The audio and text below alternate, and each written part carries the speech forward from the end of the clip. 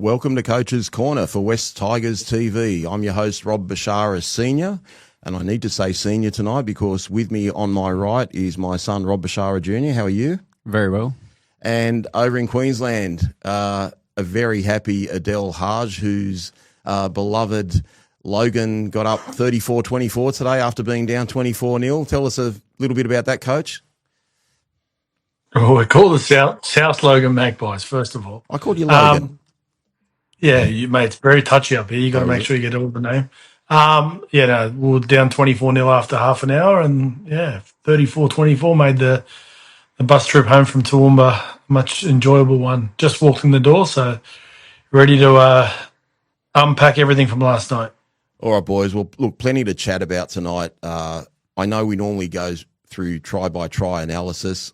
I'll just see how the chat goes as to whether we get to that or not, because there's some fiery topics tonight. Boys, I'm going to start differently tonight. I'm going to read out some team stats, and when I read out the team stats, I'm going to ask you guys, how the hell did we lose this game? So the Tigers, 54% of possession to the Broncos, 46%. We had the ball for just over 29 minutes compared to their 24 minutes and 28 seconds. We both completed at 74 and 76% respectively. In terms of our runs, we had 199 runs to the Broncos, 159. Meters gained, 1867 to 1486. Post-contact meters, 597 to 479. We had 6 line breaks to the Broncos, 4. Average set distance was 43 metres roughly to 38 metres for the Broncos. Play the ball speed was about the same, 3.48 to 3.55. Offloads were 17 to 4 in favour of the West Tigers. We only missed 25 tackles. They missed 32. Literally, guys, the only stat we lost was errors. I think we made 17. They made 11. So, Rob Jr., how did we lose the game? It's that last stat that you mentioned. It's the errors. There are a couple of crucial errors in the end of the game. The last 15 minutes, a couple of drop balls that we definitely shouldn't have dropped, and Brisbane were good off the back of it. Adel? Yeah, I think completion rate's the number one stat in rugby league, and if you're not completing at 80%, it makes it tough. How did we lose that game? I think the Broncos nailed a couple of moments that, in the back end of that first half, that probably told on us in the end. But I mean, they're humans, and you don't win every football game, as we're learning in this NRL competition. So we lost. Just get on with it. All right, well, let's talk about the first half, guys. So we got off to a really quick start. Probably the first point of note was Sania Taruva making a break in the 3rd minute down the right-hand sideline. A couple of minutes later, we forced a dropout. Fast forward another 5 minutes, we get on the board with our first try to Taylor May, a great bomb from Adam Dewey, plucked out of the air by the ever-present Samuel Afenu, who offloaded to Taylor May, scored in the corner. Adam Dewey took his full 90 seconds, I think, to kick the conversion, but absolutely got it over the black dot, and we're off to a flying start, 6-0. What were you thinking at that stage, Rob? Yeah, I wasn't too happy with how the first half ended. Getting off to the lead was great. We mistimed, I think, a run on a try that was given and then sent back at no try from Taylor May. I didn't really have too much thoughts about the first half. I thought, like Adel pointed out, they had a couple of moments that they nailed. I'm sure we're going to talk about the cross-kick try. Adel, you thought that was just perfectly executed, if I'm not mistaken? Nothing we could have done about it there? Are we talking about the Mariner try? Yeah. Well, can I go backwards before we go forwards? Yeah, sure. Well, I was going to ask the same thing. He's taken over the show, and I want to talk about the first try. Yeah, well, I'm here tonight because I've been very frustrated since last night because some of the coach couching that's going on at the moment is absolutely ridiculous. And the other night, I've said this before about our fans, what we need to do is we need to start watching other teams and understanding that these are human beings that are playing rugby league just like anybody else. They're not robots. So it took us 9 minutes to score our first try on the weekend after all the early ball we had, all the red zone attack, all that sort of stuff. But Penrith had the same thing the other night. Penrith had, I think it was like 75% of possession in the first 15 minutes. It took them 13 minutes to score their first try. So I think what we've got to understand is what we're doing really well early in the game is we're building pressure, we're completing our sets, we're making sure teams are having to complete set after set after set, which should being the key word, if you complete better, give you better effect at the end of the game. So the start I thought was okay. It wasn't anything spectacular. Was our red zone attack perfect? No, but whose is at the moment? If everyone had perfect red zone attack, well, teams would be scoring at absolute will, which isn't necessarily happening.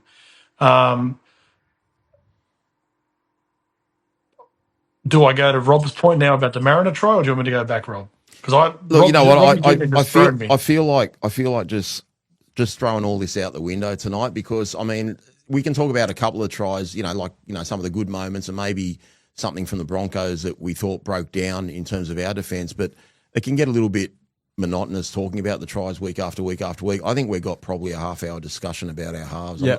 I'm not Well, exaggerating. Look, I'll take lead with this. Right, is in that first half, and this is the second loss we've had this year. What I've noticed is the two losses we've had this year are against teams who have had elite edge defense. Now, the one thing you can talk about the Broncos, you can say whatever you want about the Broncos, but the 2-7 for the Broncos on the weekend are their 2-7 that won the grand final last year. So their 3-man, their 2-man, and their winger on both sides of the field are their first choice. The two teams this year that have been able to handle us are the two teams that have been able to defend really well on their edges. And those were the two teams. And to add to it, Piakura and Jordan Ricky again are in their premiership winning. So their two edges were actually their two premiership winning edges.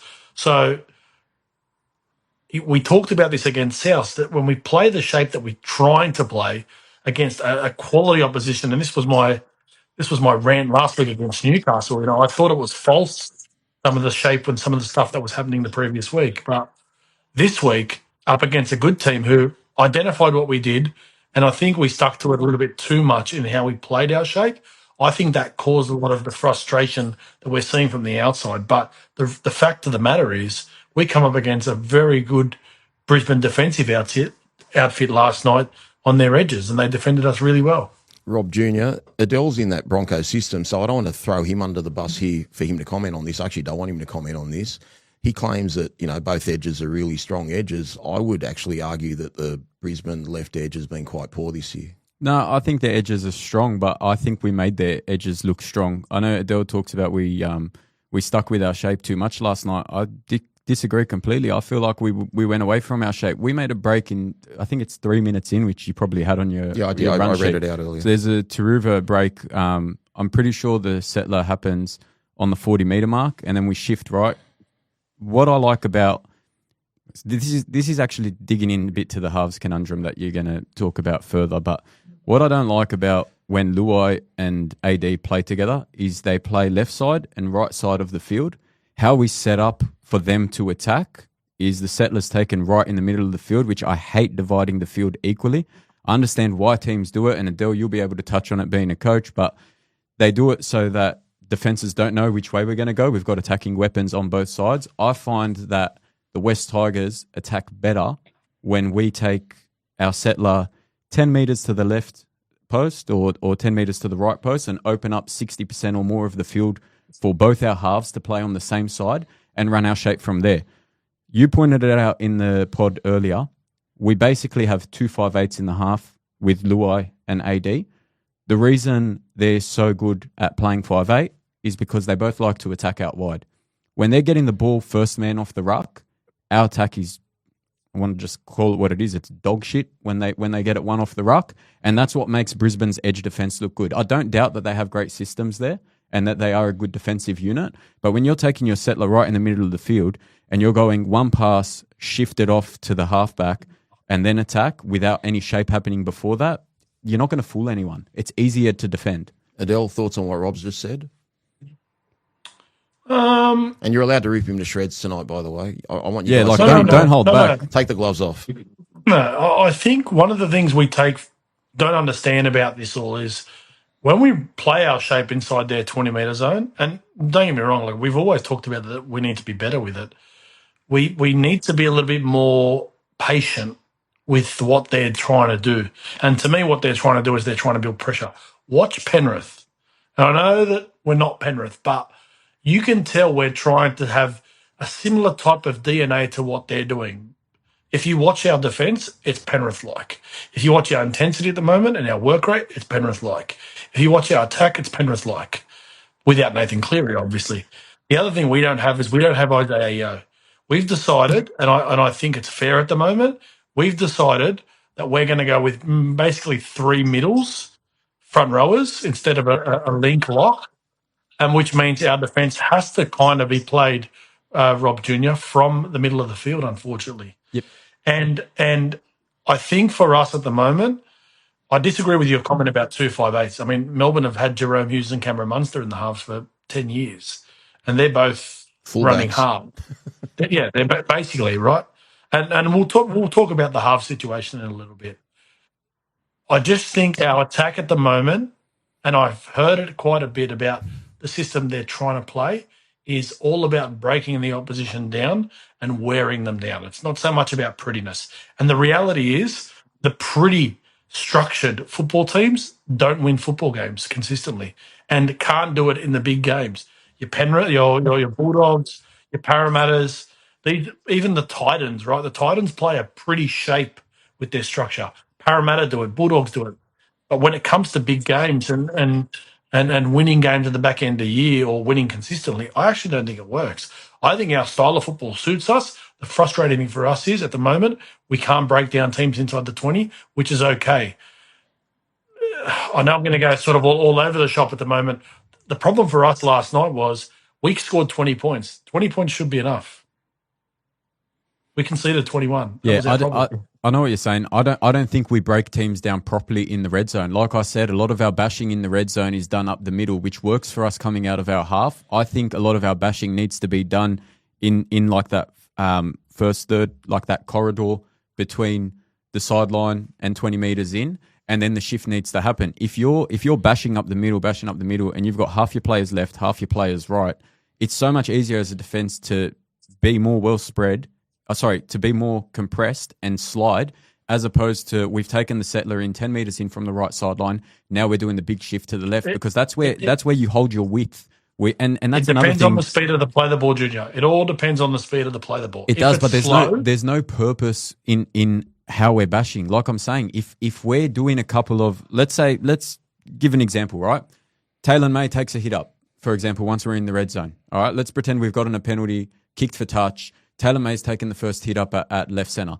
Second hit up, Fainu. Now when we go one pass right to Luai, there needs to be a switch again, drop it back off, attack that section again. So that defence just wants to compress, and then we can shift the ball and decide we're working the left side over so we can attack the right side. There doesn't seem to be any purpose with that in our red zone attack. I've gone through in depth, and I'm going to get to it at some point because I've taken a lot of notes on how we've scored our tries, where we've scored our tries, where we've let in tries, and what's worked for us, what hasn't worked for us. I want to be very, very clear to everyone watching because I know there's some comments thinking that I'm basically making an argument for Jock Madden. I'm not. Our 6 and 7 need to be, and don't do any emotes, but it needs to be Dwayne at 7 and Luai at 6. They're the two best halves that we've got. Where Benji needs to make a decision. He needs to make a decision whether we have a more controlling ball-playing lock, such as Latu Fainu, or we play our structure the way our structure was played when Jock Madden played alongside Adam Duahi. In the 3 games, this is a stat I've taken down, in the 3 games that Jock Madden played with Adam Duahi, we scored 17 tries. Okay? Of those 17 tries, we took our settler to one side of the field, and Jock was either the first receiver for Adam or Adam was the first receiver for Jock on 12 of those 17 tries. The 5 tries where that wasn't the case were tries off kicks, ad-lib football where there's offload and second phase, or there were 3 tries which were scored up the middle. There was the Terrell May try against the Knights. There was Api Coruscant from dummy half against, I think it was Parramatta. So a lot of those tries were coming from shifting. The two tries on the left-hand side that didn't occur from both halves linking up together, Adam was playing the left-hand side on both those tries. So for anyone here arguing Jock is such a better player than Jerome Luai, do yourself a favour, find the sharpest knife you can find and headbutt it, all right? Jerome Luai, in his 2 games before he got injured, had 5 try assists. In the 3 games that Jock Madden's played, he has had 1 try assist with 0 line break assists. I'm not here to crap on Jock. Jock is a great player. What Jock brings to our team, he straightens our attack to allow our weapon in Adam Dwayhe to then attack the edges with Kai Pearce-Paul, Samuela Fainu, and the centres that we have. That's what Jerome and Adam need to work out when they're on the field together. Adel, write a reply there and try and Well, break down what he said. Put it this way. There was one time last night where Jerome did exactly what Jock has been doing. Straightened our attack, got it out the back to Adam. Adam had numbers and he just didn't take the right option, right? Probably bombed a try. This whole narrative, and I feel sorry because you know what? It's almost creating this whole Jock versus Jerome thing. First of all, there's no Jock versus Jerome. To the morons out there, Jerome has every chance of playing Origin in a couple of weeks. To sit there and think that, that sort of stuff, and I've read it and I've listened to it from people, and yes, I am going to be really blunt with this. I'm not Benji Marshall. I'm just a fan. I get to sit on a podcast like this and be pretty direct with some of these morons out there at the moment. That's what I'm going to call you, and it's become really frustrating.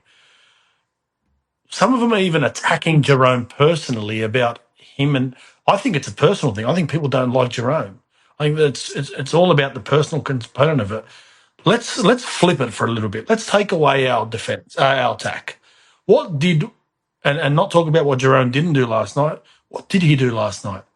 Well, what we do know in the last 3 weeks is our left edge defense has been pretty poor.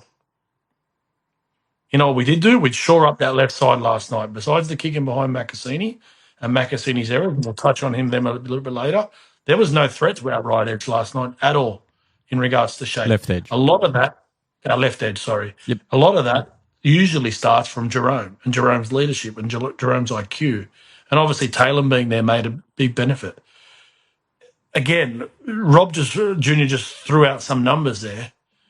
Like if all of a sudden, if you want to create those numbers and you want to use numbers and you want to use that narrative, well, then people are going to flip it and talk about other sort of stuff. All I've ever heard about Jock, and again, I feel so bad because it's like almost we have to, You have to disrespect him to make Jock. your argument. Yeah, Look, discredit Jock, which he shouldn't have to do. But we are just a much better football side. And I've said this last week, and I know about the stats you're talking about, Junior. Warriors, we hammered their right edge that day, and it was horrendous defence. And then the Knights, the other on their left edge. That's where a lot of our tries are being coming off, a lot of that sort of stuff. Inadequate defensive teams is where a lot of it's been coming from. But I don't even want to get. You know what? I'm silly of myself to get in this real argument in regards to our halves because there's no conversation being had. If you actually want to talk about it and you want to think about it, the only conversations to had, if you want to talk about our halves, is whether Latu should be at 7 or not. Yeah, that's in my opinion, of all the halves that we have, he's the most talented, has the most ability, and is the most natural 7 of the lot, in my opinion. All right, Rob, you had a bit more of a rant there. Yeah, I was just gonna say about what you were saying about what Jerome brings defensively to the side. Look, I actually went through every single game we've played this season, and I looked at whether the tries came through the middle, the left, the right. Now, there were, in the first 2 games, 4 of the 5 tries occurred on Jerome's side, but where I'll put our left edge defense, because that's been our clear weak spot defensively, our left edge, I'll put it down to the Taylor May injury that happened in round 1. Him not defending at the 2-man, that's what's caused a lot of disruption, and that's where our weaknesses have come. We've had Macassini and Laulii, who are 2 kids, in my opinion, defending on that edge.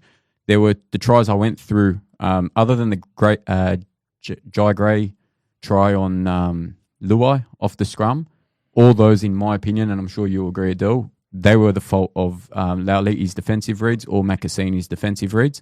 So I agree with you. Jerome definitely brings more than Jock defensively. And again, in those games where Jock Madden played and Jerome Luai was out, because I read someone saying that Jock Madden's such a better defender than Jerome Luai. So I just want to give you guys some stats about that. In those games, we let in 11 tries. 8 of those came on Jock's side. All right. 2 of them, I'll give him a bit of credit. We were playing with 12 men.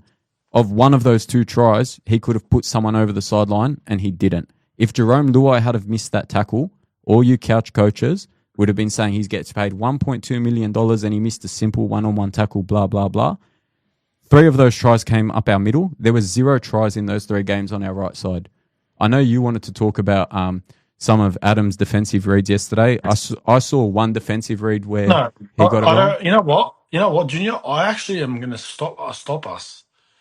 All we've done in this chat so far is talk about our negatives, and I just started reading a couple of the comments while you were talking then, and I'm sitting here going, is that what we're doing now? Like every time we win or lose a football game is dependent. Like if we win a game, if we kick a 2-point field goal there with a minute to go and we win the game, what's our conversation sound like? Because the game wouldn't have been any different, right? But What I that's what wanna I'm do is trying I to wanna prove. I'm trying to prove to the people that think Jerome Luai being there last night cost us the game. I'm just trying to prove that they need to get a different perspective because it's not even that. It's the fact that there's this narrative that's been created about a couple of things that we don't have any direction with where we're going, and we don't have a number 7 leading us around the park. That's garbage. And I'll tell you why it's garbage, right? With 15 minutes to go in the game last night, Jock comes onto the field and he has an opportunity to ice the game for us, as Benji said. And in those moments, he missed it. When you come on the field with 15 minutes to go and everybody else is tired, you should be able to nail your job. So I can't sit here and be critical of this guy, and this guy, and then all of a sudden everyone wants to give a pass over here. What I'm going to talk about is I think we have proven last night how much of a genuine football team we are. 100%. I think that our physicality in regards to our defence has proven that we are one of the top 8 teams in this competition. Absolutely no doubt about it. The tries they scored, one was off probably a situation where we probably need to be a little bit better with our contact. I'll be missing the tackle. Don't worry about all the grey areas around whether he was tackled or whatnot.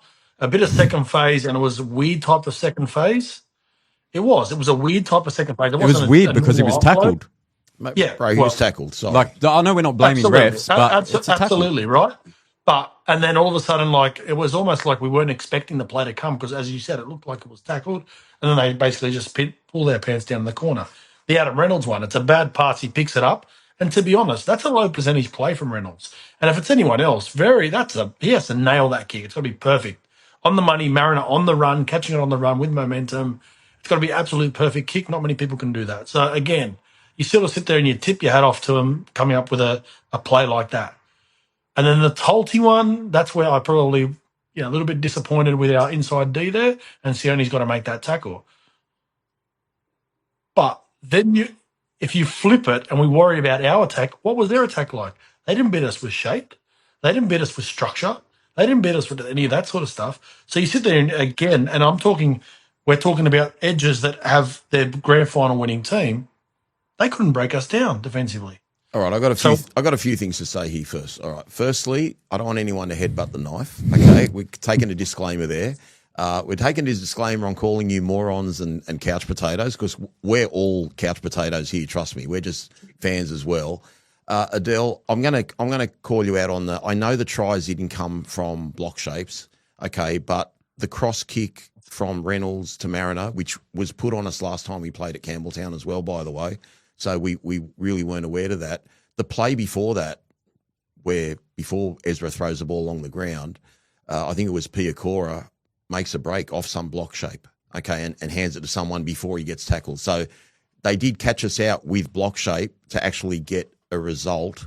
Yeah, it was. It was a tackle before. I can. No. Yeah, I know. Keep going. Yeah, I'll come back. Come back. And then I think that tried the inside ball. They were set up for block shape, and it was just Adam Reynolds' awareness that Sione was struggling to get back from the third man in on the previous tackle. That he realised, you know what, I'm still going to have a couple of shots even if he gets tackled. There's like 30 seconds left, so I'll at least be able to run a play or two more. But the issue, why we're discussing this, it's not to put crap on the West Tigers. You haven't seen the previous podcast, Adel. I said it's the best effort we've had this year. Unfortunately, we end up with a loss. I've never seen a West Tigers team defend like that. I have not seen West Tigers with line speed like that. All the non-negotiables we want to be a great team, we've got from a defensive aspect. But we have to look at what we're going to do with our attack because like the Broncos, and we're playing a couple of teams, well, particularly Cronulla, where if they get in the red zone, wherever they are, they're likely to strip us of numbers because they're a soft team, I know, but they've got the capability of stripping numbers in the play. So we have to Why should they just come down to our quarter line, for example, in a fortnight from now at Shark Park, get one opportunity in the red zone and nail it, and we can't? We have to work out as a team how to improve our attack. Like, it doesn't have to come in round 7, but I actually think that with the defence we got, Adel, you said we're a top 8 team. I'm going to totally disagree with you, mate. We're a top 3 team.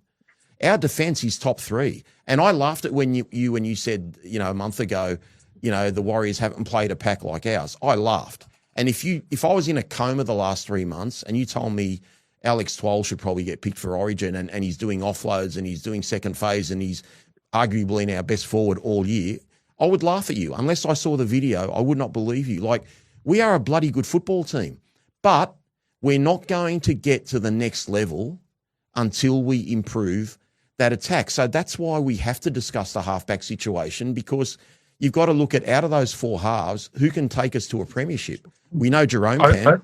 I disagree, Rob. I Why? disagree. I think I'll tell you why. The second half was 6-3. Yep.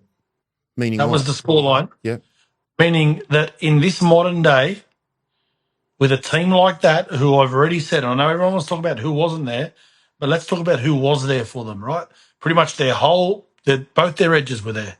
So from that component, and Katoni Staggs, who right now, probably with Latrell, the best centers in the game at the moment. We kept the team tryless, That's the Brisbane Broncos side that just, even when they've got nobody out, will score points all the time. We kept them tryless. The only reason they got any points was off the back of a horrendous penalty in that second half, and then Reynolds' field goal at 20-all probably would have been able to be happening. In the modern day, if you're a football team that can do that, if you're a football team that can, on either side of halftime, I think there was a stat that we hadn't conceded a point either side of halftime for like 10 the minutes. whole year. If that's our core dynamic, I know we all fall in love with attack. Why did Penrith win 4 comps in a row? Defence. That's got to be our basis. That's the truth. That's the reality. You can sit there and be a great attacking team. And we've talked about this in the past. Every year we've done this at the start of the year. Our red zone has been horrendous. And then as the back end of the year comes, we all read comments from Rob Bashara the Great. Where's this shape turning up from? And that's where it does. As the year goes, it'll start to improve and we will start to just break teams down, especially with our mentality at the moment. We're going to beat teams psychologically more so than the football-wise. We destroyed Parramatta's mentality a couple of weeks ago off the back of it, and they got smacked by the Titans the following week. Newcastle's left edge, poor fellas, were still having nightmares about us probably all week. That's the type of team we're going to become, or we want. To me, when Benny talks about the type of football we want to play, it looks like that. It looks like intimidation. It looks like at the back end of last night's game, when I think it was Ezra just dancing, was it? It might have been Ezra, and Alex Twal went to kill him. Yeah. And then all the boys wanted to carry on. That's who we've become. We've become intimidating to Just to what you said, Adel. There's a good comment there from @Jason D. We hadn't conceded a point in the last 10 minutes of the first half all year until last night when they scored twice. Well, it was actually the last 5 minutes of the first half that we scored. Rob, I'm going to let Adel percolate because I want to just needle him a little bit.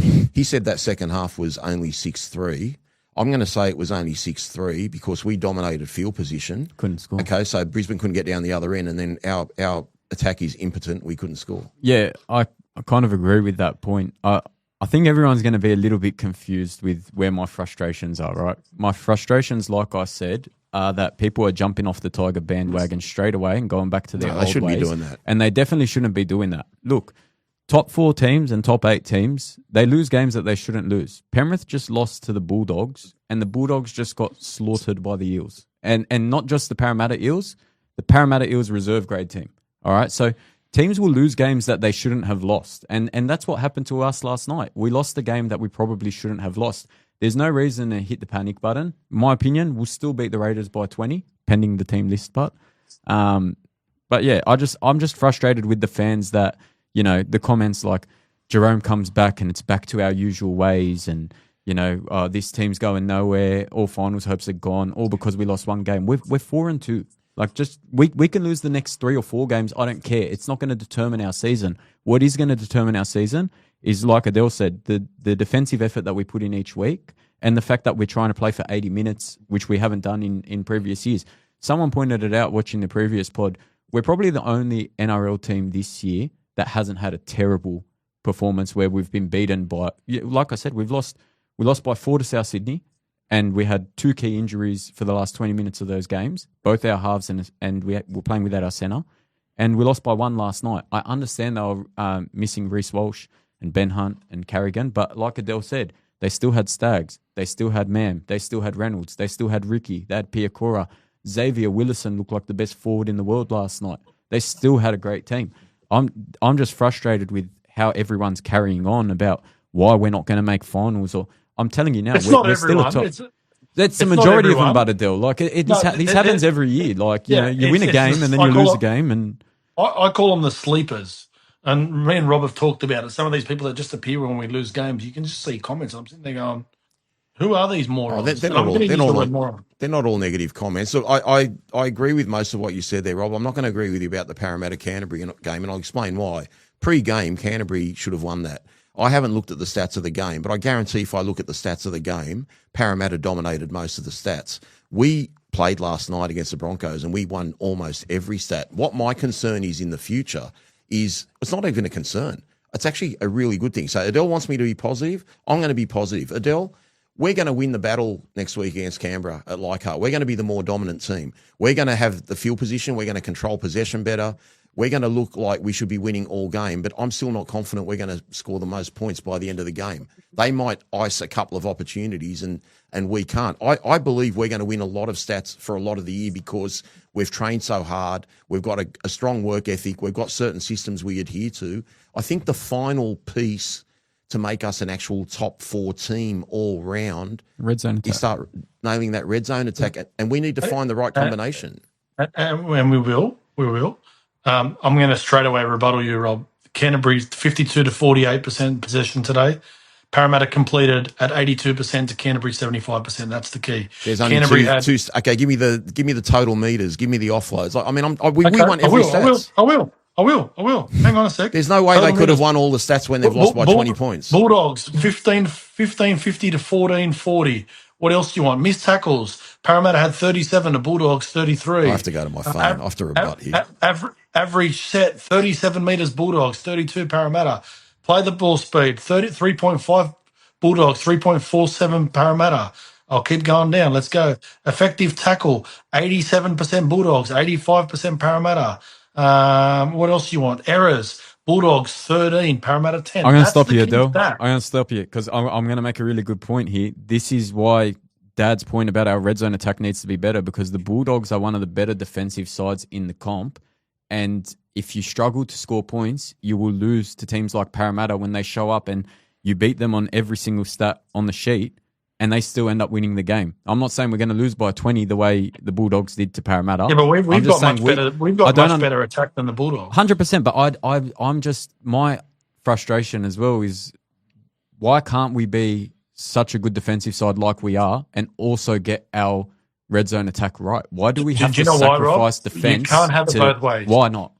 I'll tell you why you can't have it both ways. Okay, tell me. Because our strengths right now are the fact that we have footballers.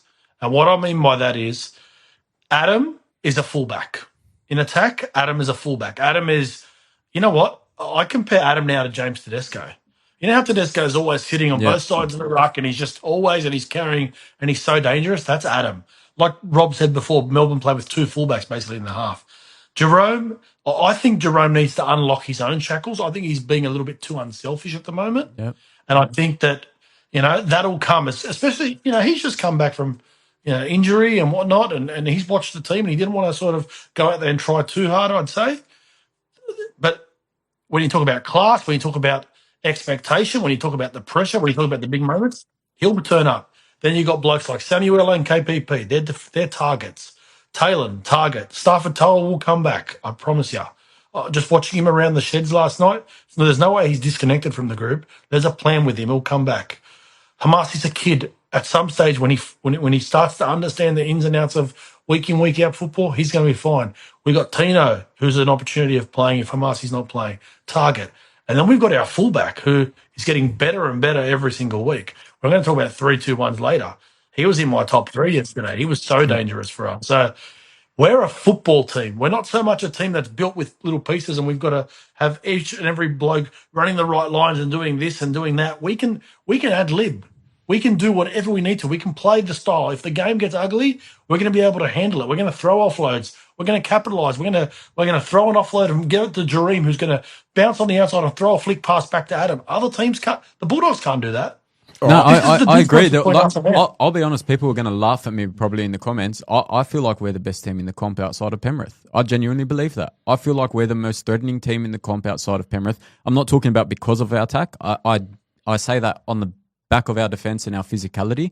All I'm trying to say is when I look at the 27 tries that we scored before last night's game, like I said, we ran shape properly with two halves on the same side of the field for 17 of those tries. The 10 tries that we didn't run shape on, this is another interesting stat I want to talk to you about. The 10 tries where we didn't, of those tries, Souths dropped a ball off a kick, we picked it up and scored. Okay? Laulii had an intercept against the Cowboys. Queensland. AD scored a try where he was taking a settler and the Cowboys just decided to all die at the same time. Taumalolo and Lukey. Then there's the Samuela try against the Cowboys where we turned it on the inside. They were a man down, so they were scrambling. I'm just trying to say the tries that we scored where we haven't opened up one side of the field and played with two halves on one side have been either off the back of poor defense from them, errors from the defense, and you can only play what is in front of you. I get that. I'm just trying to say I feel like the solution to none of the Parramatta tries are on shape. Sorry? The Parramatta the tries against the Parramatta tries. None of them. No, I'm talking, and they're part of the tries that weren't there, like the kick for Tavana that I've got here. Like that's not off shape. I think we're paying, like I said, I think we're paying too much attention to the frustration we're feeling about our red zone attack. Yeah, but I'm saying the frustration. I'm saying the reason our red zone is failing is because of how we set up before we decide we're going to pull the trigger on a play here. I think that rather than keeping Luai left, Adam right, there were a couple of times that they did link up last night and it didn't work out. I remember in the first, I think it was 6 minutes. Did we score any tries on shape? You're misunderstanding my point. Yeah, we did. We scored plenty with Jock on shape. We scored 12 out of our 17 tries. No, against the Warriors. We scored them against Newcastle as well. No, I'm not in the red zone. I'm talking. Yeah. How many of them in the red zone? What, from 20? I don't know exactly where we were. I'm just trying to say that when we attack from with 2/3 of the field open, that's when we attack better. No matter where it's from, whether it's from the 20, whether it's from the 40. That's every football team. But so then why are we setting up for plays where we're taking settlers with Terrell May and Alex Twal right in the middle of the post and then setting up from there? You look at last night's try. I'll give you an example. Look at Appy's try last night. Okay. We go short side from the left post to Latu. He passes it to Luai. Luai hits Samuela on a short ball. The only reason that try was scored is because Samuela's footwork was great enough to create something. That try wasn't created from running any sort of shape or whatever. It was get the ball to Samuela. He's done something crazy. How's that not shape? What do you mean, how's it not shape? It's pass. Like there's no decoy. There's nothing. It's just flat. There was a tail runner. On the back of Samuela. That's shape. I didn't see any tail runner on. Yeah, there is. There was. Go back. It's Jareem. Okay. When Jareem's running tail there, okay, the hole that Samuel is originally running, is that the hole that made the break? No, he catches the ball, he steps on the inside, he gets his arm free and offloads to Appy. That's what I'm trying to say. No, the pass from Jerome compromises the defensive line, and then Samuela has more work to do. But still, that's the point about our shape, the fact that there's more work to do. Usually when shape is run correctly, there's not more work to do. It's the playmaker's decision that makes it look good. That's what it is. I understand, but what you'll find is on nights like last night where Brisbane, I can't give too much away, Brisbane, I knew, and you guys knew through me, were there to turn up last night. 100%. They were scrambling for it. I'm not taking anything away from Brisbane. That was the toughest side that we played in our 6 or 7 games. Brisbane last night turned up with an attitude that they weren't going to stop. This was a game they targeted, that they wanted, and I feel like a lot of the noise that goes on, and this happens with teams, and don't get me wrong. Don't doubt this. People are... When you're sitting on the outside now watching the Tigers, you think Ricky Stewart's not going to sit there this week and say, let's shut up all this noise about the Tigers and all this sort of stuff. There's a little bit of motivation for all these teams playing us at the moment. And I just think last night the Broncos scrambled really, really well. And in that situation there, if that's a team who's not with the desperation they had last night, Samuela goes straight through and scores untouched. Yeah, Guys, I want to get on the downhill slide with this thing. Like we've covered it a fair bit, but I do want to touch on another hypothetical, and I'll ask both of you. I'll ask Adel first, and Robbie, you have a think about this. With Latu Fainu and Jock Madden, we know they're going to be on the bench pretty much every week now. That's a given. Is there any room for 3 of those 4 halves to be in the starting 13 in any way, in your opinion, Adel? In the starting 13? Yeah. I mean, 3 of the 4, you mean? 3 of the 4. Yeah, of course there is. I mean, that's And be successful. that's the plan. yeah. There's no reason why we can't be successful with it. But at full strength, if for me, full strength is Staffatoa right centre, Taylor May left centre. So that's my opinion, right? So no, if you're talking about everybody's on deck, everybody's Correct. fit, everybody's healthy, Yep. no, it's Adam and Jerome are our halves. What No, about but you, hold Robbie? on. You can still fit 3 in the team. It's just one of them plays lock. For me, the only way to fit 3 in the team is there's 2 options. You've got Luai 6, Adam at 7, and then Latu at 14 coming off the bench. I wouldn't give Jock any game time. I personally wouldn't. I love Jock. I think he straightens our attack well, all that sort of stuff. I don't think there's anything he can do that we can't make Adam or Luai do for each other. That's not the starting 13. So you're So saying no. the only way that they 3 of them fit into the starting 13 is if Polo goes Any to the 3. bench. Yep. Polo goes to the bench. Tual goes to prop with Terrell May, and Latu plays 13 for me. I'm not going to anyone that says Adam needs to be moved to 13. No. And anyone that wants Adam moved to center, no. Like Dad said, in my opinion, Adam and Jerome both play their best football 2 or 3 passes wide. Like you said, he's kind of like that James Tedesco. I don't want James Tedesco getting the ball with only a winger outside him. I want at least 2 people outside him. So for me, if you're going to play them on sides the way they have been playing when they are together in the 3 games they've played together this year, then I want the link man to be Latu in the middle. That's my opinion. Look, if there's injuries and Which when you there talk are. about options, yeah, I actually don't mind Adam playing in the centres because I think he can do a job there. I hate it. No, no, I'm you with you, can't Adel. hate him, Rob. He's Because- the best defensive centre we have at right centre over Staffatoa. I have my concerns about Staffatoa's defence. I just can't move a guy who's playing career best football, and I'm not talking about career best football for the Tigers. I'm talking about like this guy's in the New South Wales best 13 every single Doesn't week matter. for the last whatever weeks. It's not about him, Rob. It's about us winning football games. And we have been with him. So if it's about winning No, football I'm games, not- then you've got to say I'm you not- want to play Luai. Yeah, but just no. Like pick a thing. That's a completely different argument. That's the individual. That's the individual playing a role for the team. I'm talking about in a situation where there's injuries. I'm not saying that he's in our best team that Adam will play centre. I'm saying in a situation where you have to play, for example, I don't know, Tito at centre again between a choice. Well, if Jock's available, Jerome's available, and Adam's available, well, no, you've probably got to fill that gap for a couple of weeks. Yeah, I think the best team that we can name has Adam at 7, Luai at 6, Twal at 13, with Latu coming off the bench when our coaching staff see fit to play that ball playing rock and move Twal into the prop. Which they did last night, to be fair. The solution's simple for me. Like I said, instead of keeping Jerome attacking to the left side, one off the ruck, and Adam one off the ruck on the right side, just open up the field, link up together. I know they did it a couple of times last night. Sometimes it worked, sometimes it didn't. Like they did it when he did the kick for Samuela. He kicked it too deep. Like would have had a repeat set there if he gets the kick right or possibly a try. There was a time that they did it and Adam got absolutely smashed by Ezra Ram. I'm not saying it's going to work every time. I'm just saying our attack has looked most threatening when they're both on the open side and linked up. That's what I think of it. But All right, guys, let's leave the halfback stuff for there. We're never going to solve this, it seems. And I think the best option we can do is just trust Benji. Sorry, yeah, well, just on that, trust Benji. Benji was asked last week about Adam Dway, his form after the Knights game, and they said, what do you think the reason for his form is? And he said, well, he had a good preseason, and 2, he knows where he's playing for the year, which he's never had in his career. So I'm a bit upset with Benji bringing Jock on and moving Adam to centre. The only reason I won't be too upset is because I thought Patrick Herbert was terrible last night. I think Benji as well did a good job in the press conference of not embarrassing Herbert and saying that he was I don't think he was tightening up. I think he got hooked and Benji just didn't want to publicise that because we like to keep things in-house. But that's the only reason I give him a pass on moving Adam to centre But last night, okay, purely because of Herbert. I'll give you an example, Rob. Sometimes about when you're coaching, right? You've got to make sure that when you make a change, and it happens quite a bit. Cameron Murray at times will get moved to play back row. Cameron Murray's their best lock by a country mile, right? But sometimes with how you have to make changes during games, like the alternate was to put Luke Laulii No, on. I agree. Like I said, I So- agree with the change so- because of Herbert's poor performance. In an No, but you ideal just world, said then Herbert I doesn't got play like. upset that we moved Adam.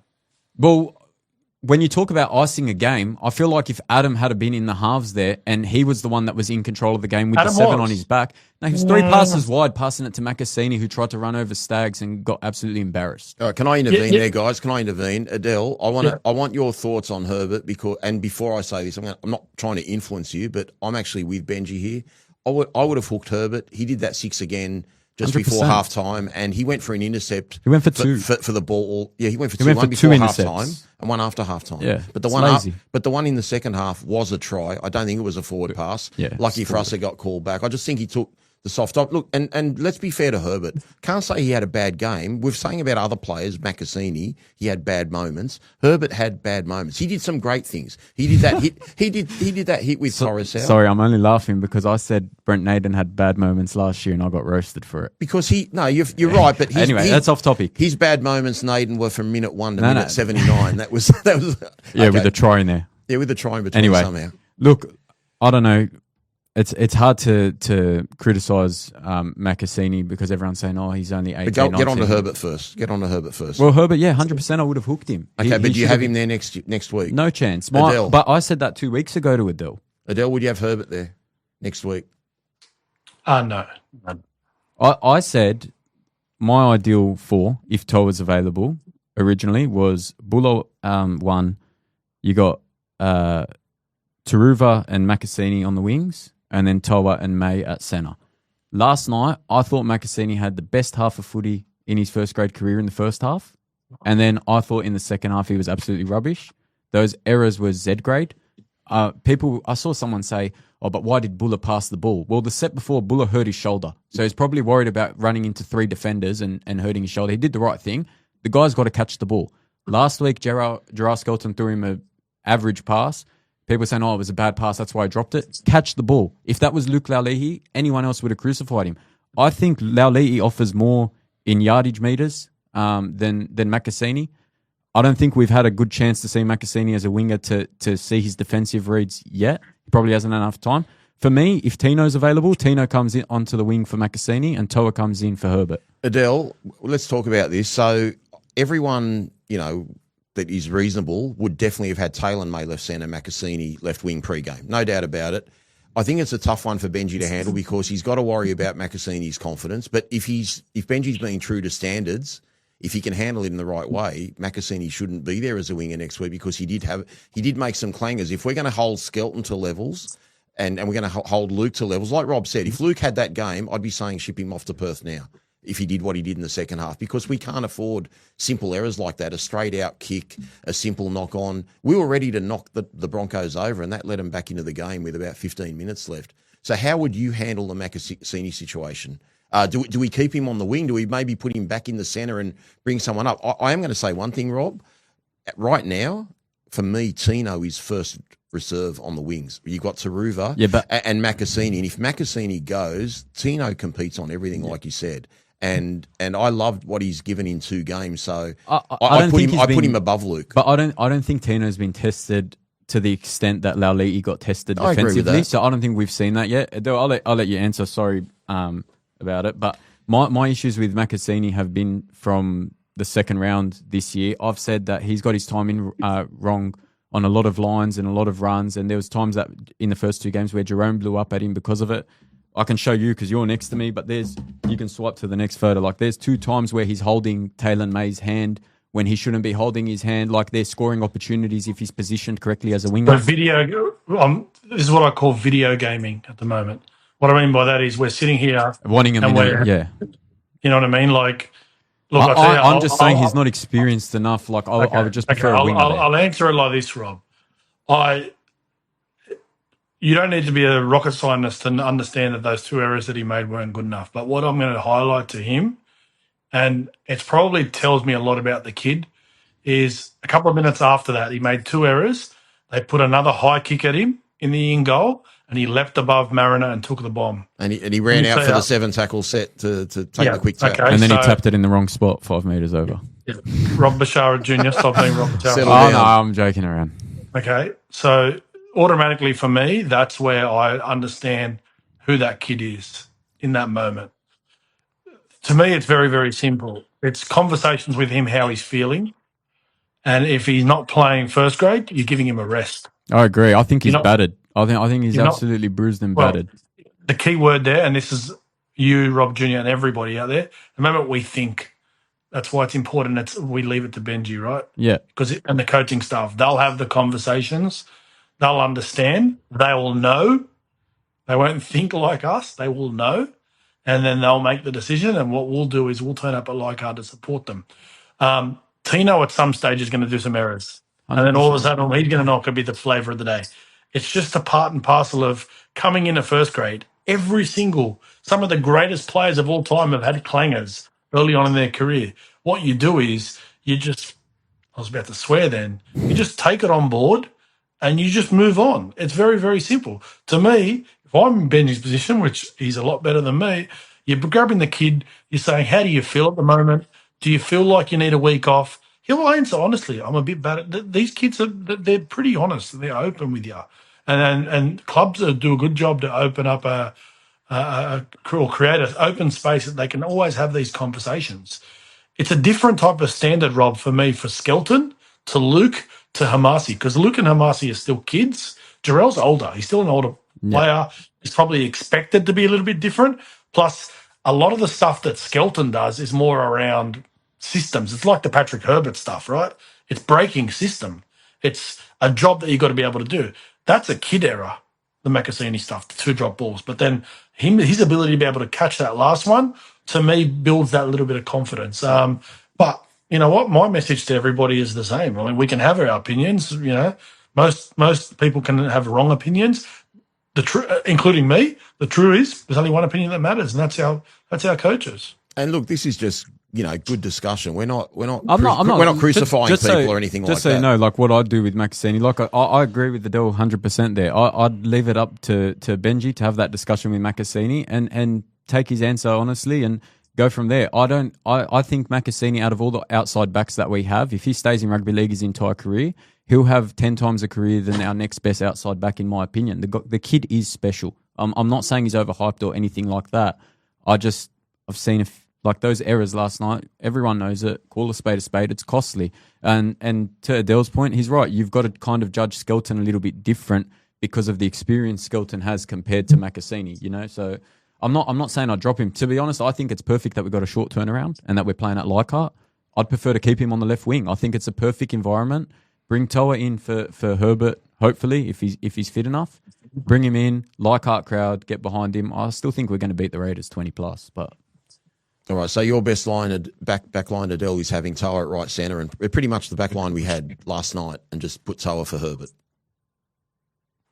Yeah, that's obviously depending on how everybody is. But if you say everybody's at 100% health, 100%, that's our best team. You know, adding Stafford in there. And one hypothetical, if Stafford isn't ready for whatever reason it is, he's still not up to fitness levels, and Benji's not happy with Herbert, do we actually play Adam to fill a role for a week or two at that right centre position? Because what we're not taking into account as well, Adel, is the break that we did late in the second half last night, where AD ran down the right hand sideline and passed it inside to Taruva, who took the last tackle about 10 metres out of the time instead of, doing something silly and kicking the ball dead or whatever the case may be.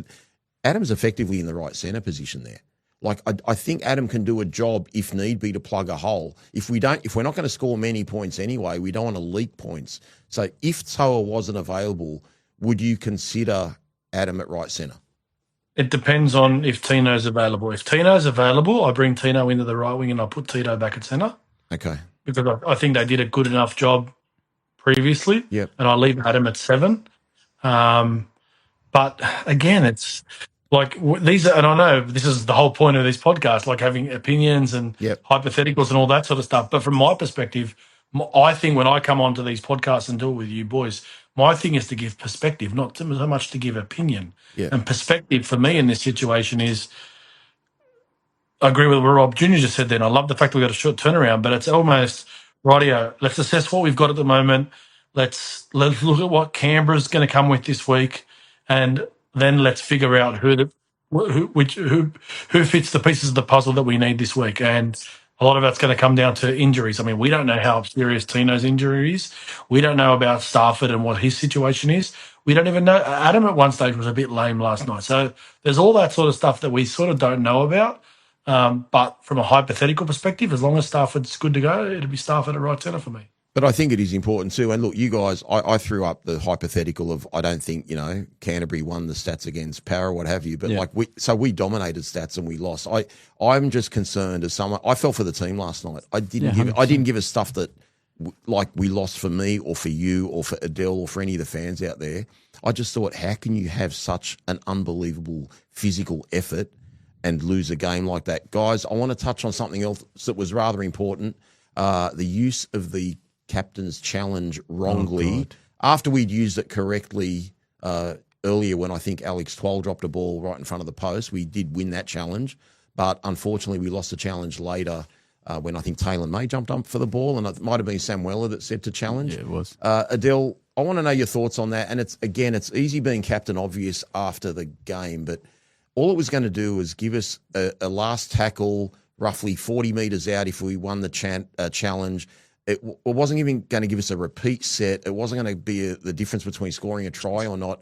I think it was a poor use of a challenge. And then shortly after that, Jerome Luai got stripped 2-on-1 in a tackle about 10 metres out. We saw what happened with Appy when we conceded that penalty goal later. If we had that challenge there, I'm certain we win that challenge. We have to be better there, Adel. I mean, there's nothing Benji can do about that, but surely something's got to happen there. I'll say this. It's rocks and diamonds, the challenges these days, because if you want to talk about bad challenges, I thought in the first half, the Broncos had a bad challenge when Hamasi just made a tackle and they lost the ball, and Grant Atkins ruled it a strip. Yes. Hamasi literally was just in the tackle or made a tackle. So if it's so rocks and diamonds, a different referee would have said that was a knockback. Yeah. And the boys in the moment they're on the field probably truly believed it was a knockback. I understand that, and I agree with you in regards to what was going to be the benefit of it. But in fatigue, heat of the moment, that sort of stuff, sometimes it's hard to ask the players to comprehend all that in one motion because they only get 10 seconds. So if they think something is the wrong call, usually they're going to do it. Look, you just learn from it and move on. See, Rob, is it crucial? Yes. It is crucial because the one with Alex Twal, if you win that challenge, you're 10 metres out in front of the post with 6 tackles left. But for that one, I don't see any benefit of that whatsoever, and I think our captains have to be better there. Look, it was the wrong decision. I don't know why it got challenged. Samuela was really keen on it, watching the replay about challenging it. I think his argument was whether he lost it or not, Taylor May kind of stuck a leg out, which he probably thought would have nullified it, so he thought we'd win it. Again, the reward for risk ratio just doesn't do it for me. And yeah, like you said, a minute and a half later or something, Jerome gets stripped, doesn't have the challenge there. Even look at that Appy penalty where their young hooker takes 3 steps out of dummy half. Appy whacks his hand, he knocks the ball on, and Todd Smith blows a penalty. Like if we have our challenge there, that gets challenged, they don't level up the score. We're kicking out of our half, going down their end.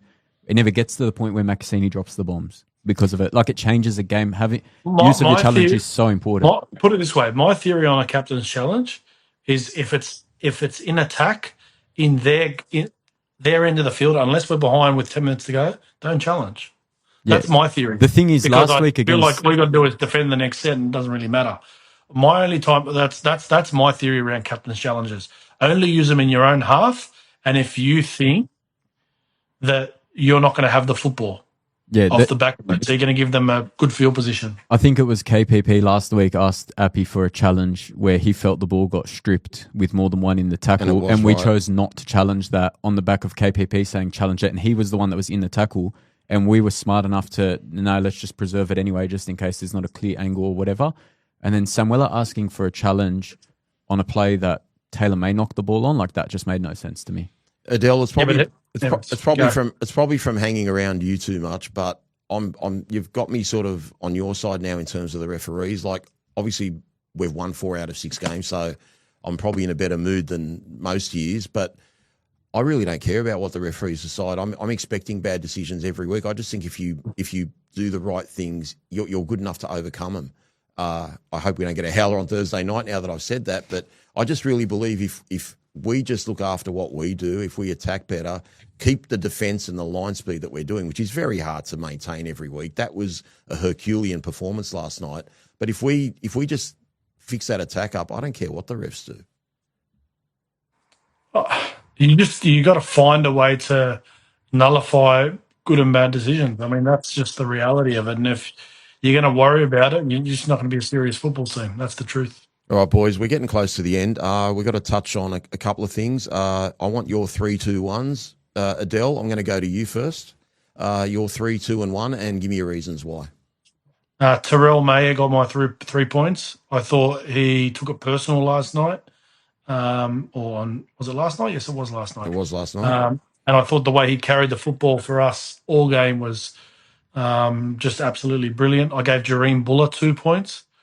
I just thought that anything good off the back of our attack usually was off the back of him, and I gave Uppy 1 point. I thought, I'll tell you what, I'll give one bit of criticism about when Jerome plays. I think Uppy takes a back seat, and I don't like that. You're looking at me, Rob, like they might be the identical points to you. Am I right or wrong? Yeah, they are. It's just for the 1 point, I've got a slash. So Okay, I've got well, give any different Terrell 3, reasons Buller if you've 2, Appy 1, but I've also given Taruva 1. I thought Taruva had one of his best games for the club last night. All right, boys. Benji Marshall, I know we're not going to rate him this week. I'm just going to say that even though some will disagree with having both Latu and Jock there and hooking Herbert, whatever, and I know my youngest son, Brendan, shouts to Brendan, disagreed with a couple of things he did. I thought tactically he pulled the right reins. We just didn't win. Your thoughts, Adel? Yeah, I mean, look, like I said, like as West Tigers fans, I think we need to be a little bit more grateful with the position we're in, that our coach is being able to put us in, and understand that he's got a lot more intelligence than us, and he's got a lot of more information than us, and he understands, and he's got people around him who know these guys inside and outside, and we've got to trust their decisions. Sitting at home with a controller trying to manage a game and talking about what works and what doesn't, what we should and shouldn't do, it's fine. It's part of the experience of being a fan. But at the same time, just remember, when you say something, you cannot say it because you don't have all the information that they have at the moment. So I trust Benji with everything. Is he going to get everything right? Of course he's not going to get everything right. But sitting at home and being a couch fan, I know it's a part of experience about supporting their team, but I just think that the position that we're in as a club at the moment, off the back of where we've been, I think we need to be a bit more grateful and a bit more respectful to Benji at the moment, especially old mate Gaz on the comments. Please. What's Gaz said? So, he's just he's actually double moron. You know what? Hang on. Challenge. Gaz, we want you on the show. I don't go at people. Gaz, I want you to come on the podcast and you can debate with me, and I will make sure you go to sleep crying, not understanding the game of rugby league. I just want to read out one good tweet from @RileyLocker4. He's saying AD to centre or lock, and Jock and Luai at 6 or 7. Guys, forget the AD at lock, please. Yeah, 100%. Just get out of here. Stop for it. To play lock as a ball playing like an Isaiah Yo. Even I've seen my old good mate, the one I'm talking about, Rob, on Twitter, who thinks he knows rugby league better than anybody else. We mentioned him last show, by the way. Talking about AD going to lock. Like, seriously. Like, why are we coming up with this? Even Latu playing lock, he can do it for 30, 40 minutes. Asking someone to be Isaiah Yo just in the click of a finger, it's not going to happen. So just stop with it. Yeah, no, I agree. Like I said, I think our best, and I include the lock as part of the spine. I think Twal being there, and then Latu relieving that role with 30, 35 minutes to go. I think that's worked. Like I don't. Like I said, we shouldn't be hitting the panic button because we lost by 1 point to the Premiers. Whether they had everyone out or no one out, it doesn't matter. We played, as you said, our best game of the season last night. We were unfortunate not to get the result. There were a couple of errors that cost us, and it's as simple as that. We'll be back on Thursday at Leichhardt. We'll absolutely kill the Raiders, and everyone will be talking good things again. All right, Rob Junior, your final question for you. Yep. Are we going to be talking about red zone attack next Sunday night? I hope not.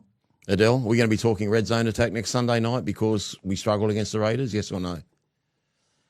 That's a weird question. Are we going to be talking about we won or we lost? Or Yeah, well, I think that it kind of leads to that because your radar has been pretty spot on for every game this year. Yeah, we will win next week. For those who didn't know, I told everybody it's going to be a danger game. We will beat the Raiders so comfortably, but let me tell you all something, because I heard the back end of your show. If we don't, it actually doesn't matter. If we don't win, I agree 100%. Because guess what? We can lose next week against Canberra at Leichhardt, and we can feel like the world's going to end, and then we could go to Cronulla and Melbourne and win 2 in a row, and then all of a sudden everything's back to normal. This is rugby league. It's a roller coaster, 100%. week in, week out. Just stay the course, trust our club, and shut the fuck up. Yeah. No, he's right. We've dead set. Benji's done a great job. Of course he has. You want to talk about his presser? Yeah, go on. Okay. Every week, I don't know if I don't watch every coach's press conference. I feel like Benji handles the press conference better than any coach. Like, he says all the right things and he's genuine about it. He means it. I feel like him coaching the side that we have, he's going to make the right decision. I've got complete faith in him. Like I said, no point hitting the panic button. In my opinion, we're still the second best team in the comp after Penrith. And I feel like we'll challenge Penrith on their day as well. So, you know. Rob, just quickly, Yep. Someone just commented, I'm just out of Brisbane. I would love to watch a game with me to pick my brains as things happen. I'm going to Leichhardt this week, so I won't be there. But whoever that is, reach out to us the week after, and we will watch a game together. Yeah, I'm pretty. I think Jesse has liked some of the things I've said on Twitter. So if you want to DM me, we can organise that. That's fine. We can. And by the way, Hudson Young's out this week, to the person that just commented. I don't know why I put the comments up at the moment. It's really pissing me off, so I started reading them. No, but that's good because we want to get the interaction there. Yeah, that's fine. Someone actually commented, what do we do if Jareem Buller's injury is a bit more serious than what it originally was? So what are your thoughts there, Adel? Tito will go to fullback.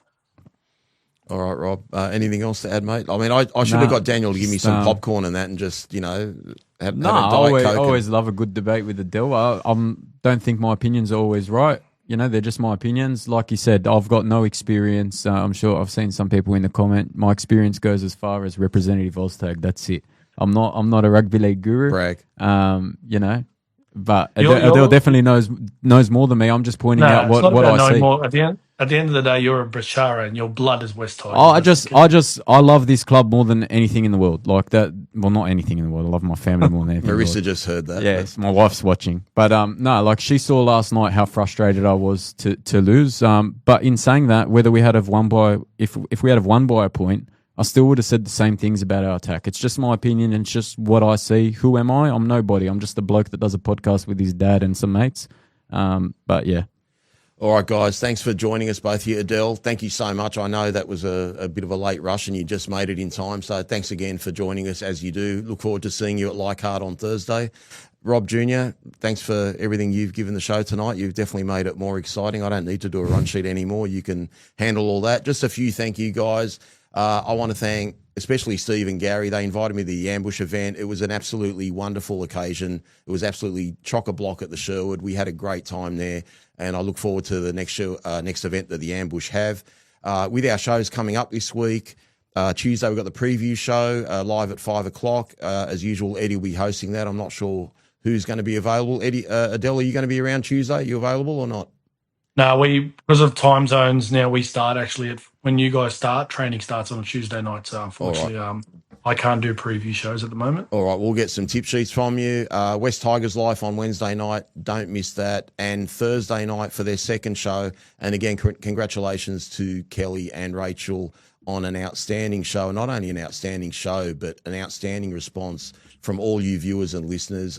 Wonderful show. Can't wait to see that again. And I'm pretty sure they got Marina Go on this week, so they'll be discussing a lot of different topics. Stay tuned to West Tigers TV. Thanks again to Daniel at Mic'd Up. Daniel, if we haven't mentioned already, Daniel was out of the Sherwood yesterday helping us. A bit like our team, we didn't get the win in terms of what we wanted, but we're all the better for the experience. Have a great week, guys. See you at Leichhardt on Thursday. Make sure you scream that Tigers chant, okay? It's got to be loud and proud all game, and go the West Tigers.